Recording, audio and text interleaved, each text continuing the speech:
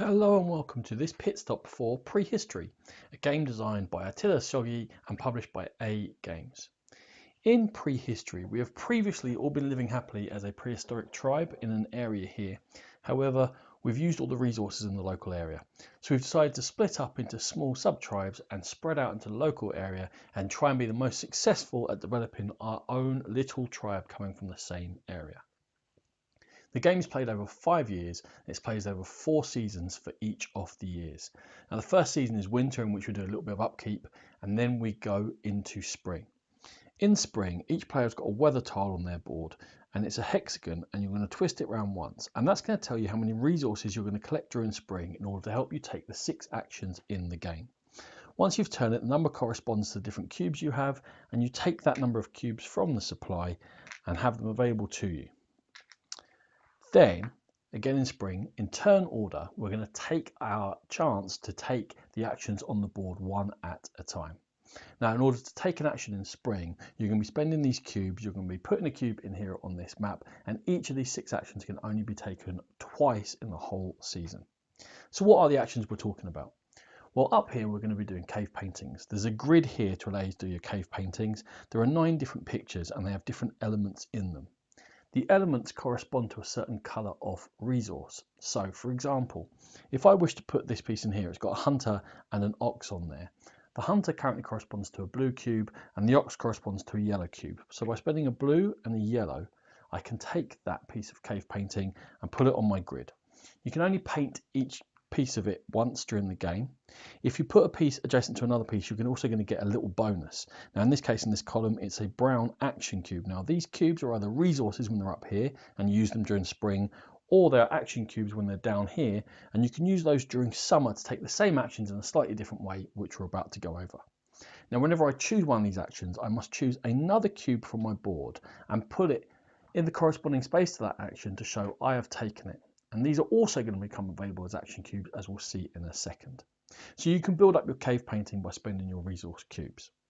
The next area is to go gathering. And simply to go gathering, you check and see which colour corresponds to the space that you require, and you pay that cube. And again, you're going to have to put a cube into here, into the current gathering space, which is here, to show that that's been chosen, and you'll take that. Now, when you gather these fruits and nuts and seeds and what have you, you put them down onto your board.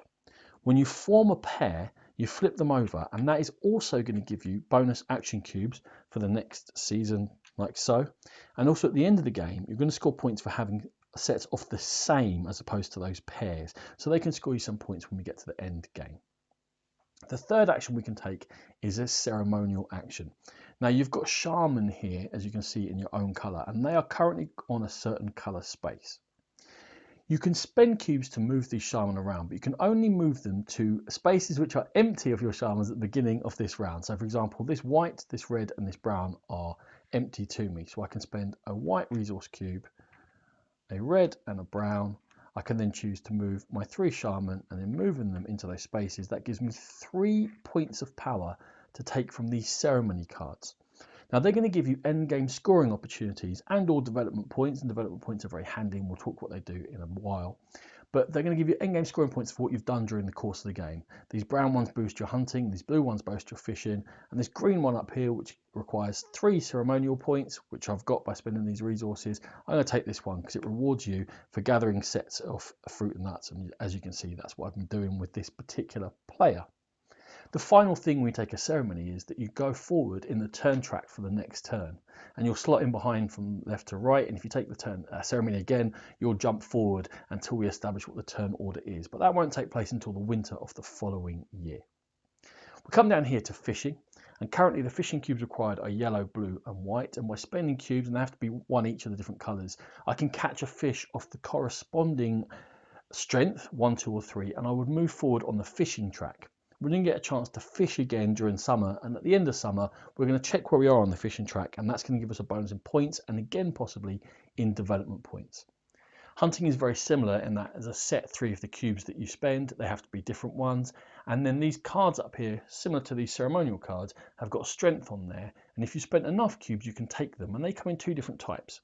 They're either going to be animals or they're going to be footprints. Now, animals will give you a point to start with when you claim it, and footprints will give you a small bonus, including possibly an action cube. However, at the end of the game, you're going to multiply the footprints of the 3 different types of animals to the actual animals you've been able to find during the course of the game. So if I had 4 woolly rhinoceros footprint cards and I had 4 woolly rhinoceros actual animal cards, I would times those 2 numbers together and I'd score 16 points. So you're looking to gather some sets from over there when you go hunting.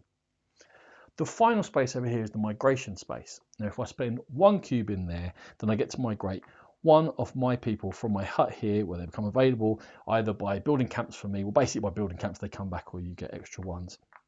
And you put them in play either back on that central tile or onto a camp that you've already built out in these camp spaces.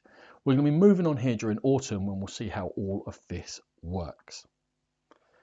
Once either everyone has passed, they've spent all their cubes, or all these spaces have filled up, we're then going to push all the cubes that have been put in these spaces, so it might look something like that, but a lot busier, up onto the top of the columns, and we move into summer.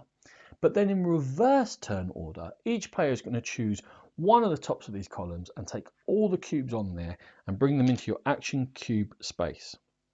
Once everyone has chosen cubes from the top, and you can leave cubes on top there, in fact you will do for the next season, and they won't refill over winter, but so the number of cubes you get is going to vary from round to round, season to season. But once we've done that, we are then going to go around the 6 action areas in reverse turn order. Each player is going to get a chance to take that particular action by spending cubes of the relevant colour. So when we get to cave painting, for each element on the particular painting that you wish to do this turn, you must spend 1 grey cube. When we get to gathering, you must spend 2 red cubes, and then you can choose one of the remaining tiles. When we get to the ceremony down here, for each yellow cube that you choose, you can move one of your shaman, or choose not to, but each yellow cube you do gives you 1 power towards getting the ceremonial cards.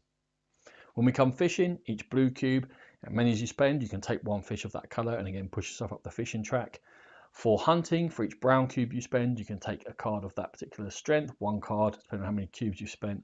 And again, when we get across to migrating, for each white cube that you spend here from your action cubes, you get to move one of these dudes out onto the map. Everyone gets 1 chance as we go around. So everyone does their painting, then everyone does their gathering, and everyone does their ceremony according to what cubes they have, and then we're going to move on. And if you have any cubes left over at the end of that, that's fine. In fact, you may well wish to, because in autumn, the cubes that you have left over are going to power the movement of your people on this map if you're choosing to do so. Also, these development points we've been gathering during the course of the game, you can spend them to help you move your dudes on the maps, but you can also use them to manipulate the pricing tiles, or manipulate your weather tile, or to get particular resources or action cubes that you particularly need. And again, these are just sort of a handy booster to help you manipulate slightly things in the game. Back to the map in the autumn phase. For each 1 point of movement you generate, so a development point is 1 point of movement, and you also look at resources and action markers you have left over, and you can spend them now, and depending on which pricing tile has come out, this is always different for this particular year. For example, blue cubes are worth 3 movement points this turn, red are worth 1, yellow are worth 2, and so on around. You can then move your dudes around on the map. And when you choose to move one of your meeples, where you choose to stop it, it then stops, and it can take 1 action for wherever it has gone. So for example, if I move this one up here to this fishing space, I would lay it down, it would claim that fish for me, and it would boost me up on the fishing track as going fishing any other way would. There are also ways to go hunting and claim animals, which will add to your cards and score points for you at the end of the game. There are also ways to come and gather seeds and nuts, and again to add to your particular resources. There are also even spaces that every time that you end with a meeple on this space, you're going to get a yellow action cube to boost up your actions. As well as those spaces, there are 3 different types of monoliths on the board. Now, when you finish on particular monoliths, there's various things they do. For example, these ones, you claim them, and they score you 2 points, and there are some ceremonial cards that will help you out with scoring those. There are also monoliths that if you end the game on them are going to score you points for being on these rock spaces across the board, or other ones even give you, whoever's got the most presence around them at the very end of the game is going to score 5 points, and second most is 2. Now presence is for each one of your people in the 6 surrounding spaces, or that space itself are worth 1, or these camps are worth 2 presence for this scoring. So we've been talking about camps. How is it that you get those into play? Well, you must finish with a meeple on a campsite. Then you're going to check and see what your strength is around this campsite, and that'll dictate to you which of your 7 camps you can build. They all have different strength requirements. Now this one is the most basic one. I have this meeple, he has to come off here back into my camp my hut, and that camp gets built and will score me 2 points immediately. For slightly more complicated ones, if I finish on this campsite, I would need to have a higher presence in the area around, and then I can choose, and generally you're going to want to keep these on the board, but maybe not, and I could build this one, but that's going to require me to send any of these 3 back into my hut there, which is why you're going to need those immigration cubes to get them back out onto the board. Once we got to the end of autumn and everyone was moved around, claimed their fish, claimed their animals, claimed their seeds, claimed their monoliths and built their camps, we're then just going to simply roll on, change this central pricing tile, go into winter, reset these cards, get more animals, more fish out, more plants and seeds, and roll on until we get the end of the 5th year. At the end of the 5th year, you have one chance to take one final action, and then we're going to add up our end game points to add to any of the points we've scored during the game. And we're going to score points. For every 3 development point, it's worth 1 point. For completing rows of your rock paintings, you're going to score points. For those animals and footprints, you're going to score points. For gathering these tiles of the same, you're going to score points. And also your ceremony cards and your megaliths will score. And whoever has scored the most points then is going to be the most successful leader of their tribe, and they will win the game of Prehistory. This has been a Game Pit Stop. For more videos like this, check out our YouTube channel. For more in-depth coverage of gaming, please check out the Game Pit podcast.